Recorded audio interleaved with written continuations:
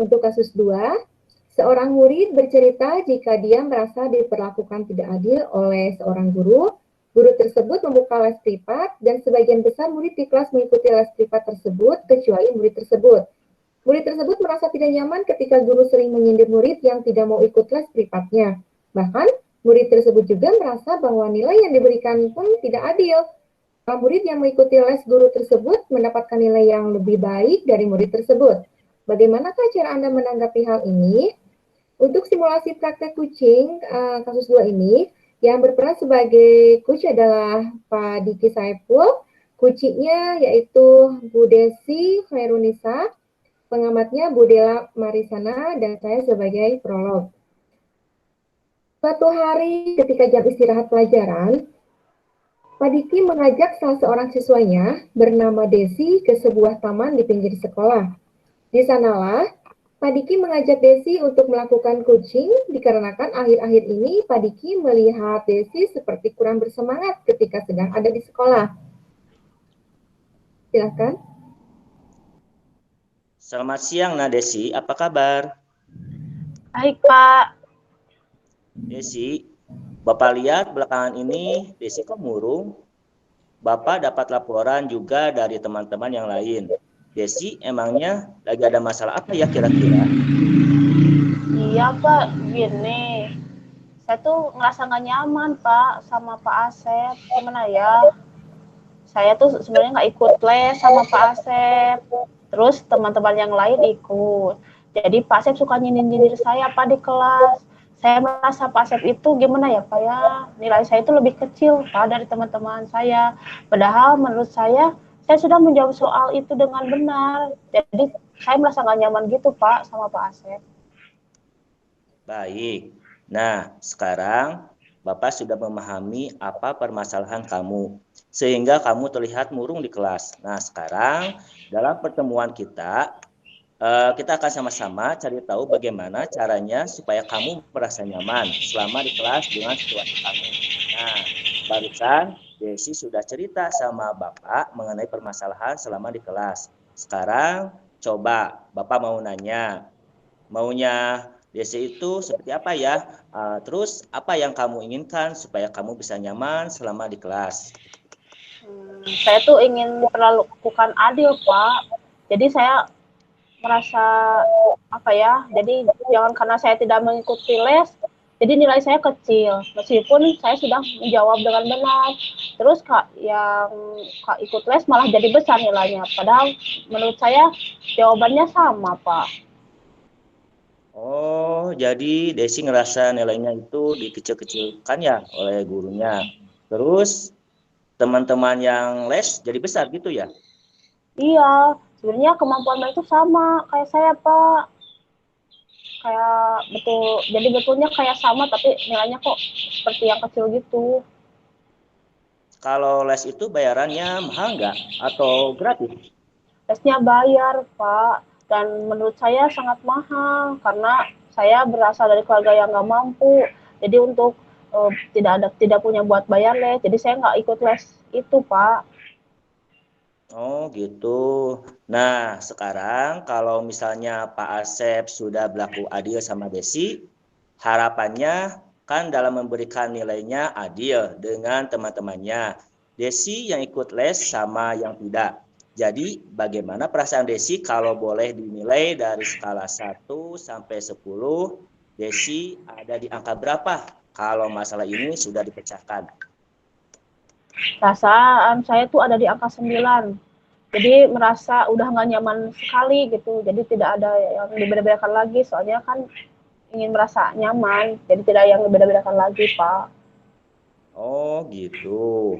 Apa yang ingin Desi ungkapkan supaya Desi punya kekuatan untuk menyampaikan ini agar Pak Asep supaya berlaku adil.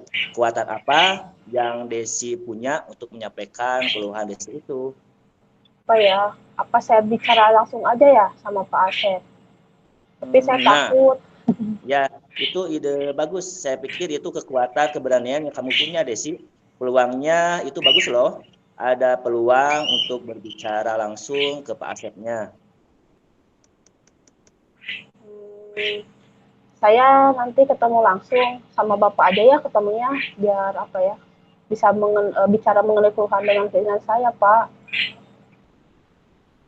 Kira-kira ada hambatan nggak yang menghalangi Desi untuk bertemu dan berbicara dengan Pak Asep mengenai permasalahan ini? Saya takut, Pak. Pak Asepnya tidak mau menemui saya. Nanti saya berbicara dengan saya, itu kenalan saya. Apa sama Bapak aja ya ke sananya, sama Pak Asepnya? Oh, begitu. Aduh, tadi kan Desi bilang merasa nyaman dengan diperlakukan adil. Terus nantinya merasa nyaman sampai ada di skor 9 nyamannya. Desi juga punya rasa keberanian untuk menemui, tetapi ada kekhawatiran juga untuk ditolak.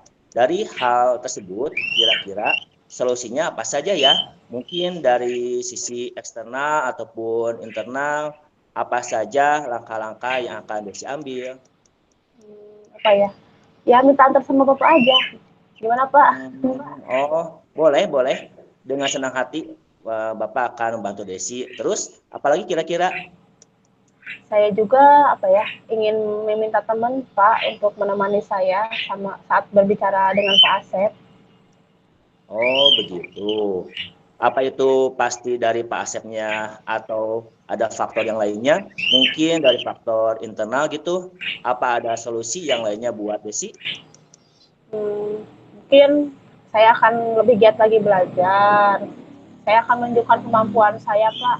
Mungkin lama-lama Pak Asep juga akan berlaku adil terhadap saya.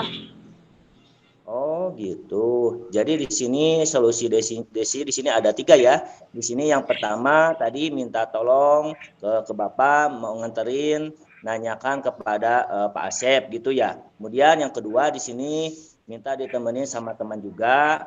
Yang ketiga mau meningkatkan belajar supaya Pak Asep bisa memperlakukan adil ya. Dengan melihat kemampuannya nanti Pak Asep bisa memperlakukan yang sama ya dengan teman yang lainnya. Itu kan maksudnya, apa ada hal yang lainnya? Iya, Pak, sudah cukup itu juga.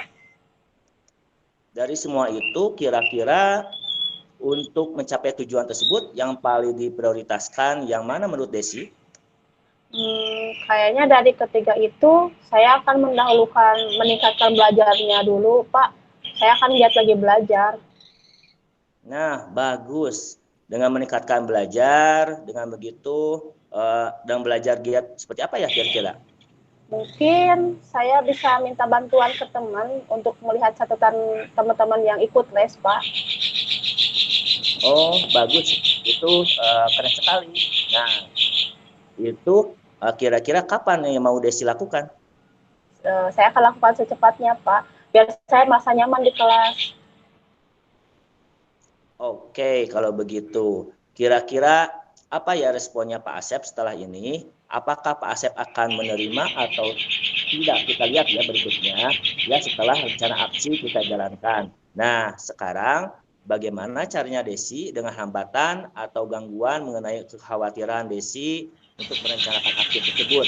Kira-kira bagaimana solusinya untuk mengatasi gangguan tersebut? Untuk mengatasi hambatannya, mungkin saya akan meminjam catatan ke teman dan belajar giat lagi, Pak. Oke, semua yang ditunjukkan oleh Desi itu sudah menunjukkan komitmen Desi buat Desi ya. Di sini jadi yang dapat membantu Desi untuk menjaga komitmen tersebut siapa kira-kira? Saya bisa minta bantuan teman saya, Dika mungkin dia kan les gitu, Pak. Oh gitu ya, itu keren sekali. Ibu setuju, Bapak setuju sini ya. Nah di sini kita akan sudah melakukan diskusi dari tadi ya supaya ini terjaga. Desi sering-sering nanti Bapak ajak ngobrol ya supaya ini tetap Bapak pantau. Bapak sedih kalau lihat Desi itu murung, ya cemberut. Nah sekarang Desi tersenyum dong. Nah, gitu. Bapak senang sekali lihat Desi tersenyum. Nah, itu baru anak-anak Bapak. Yuk, sekarang kita masuk ke kelas lagi. Ya, makasih ya Pak sudah mendengarkan keluhan saya. Ya, sama-sama Soleh. Baiklah, di sini saya akan menyampaikan lembar observasi praktek kucing model kita. Nah, Yang pertama yaitu untuk tujuan, menyampaikan tujuan coaching di sini sudah disampaikan dengan jelas. Di mana di sini coach sudah menanyakan apa yang ingin supaya kamu bisa nyaman selama di kelas. Jadi sudah menanyakan apa tujuannya dan tujuannya yaitu ingin diperlakukan dengan adil.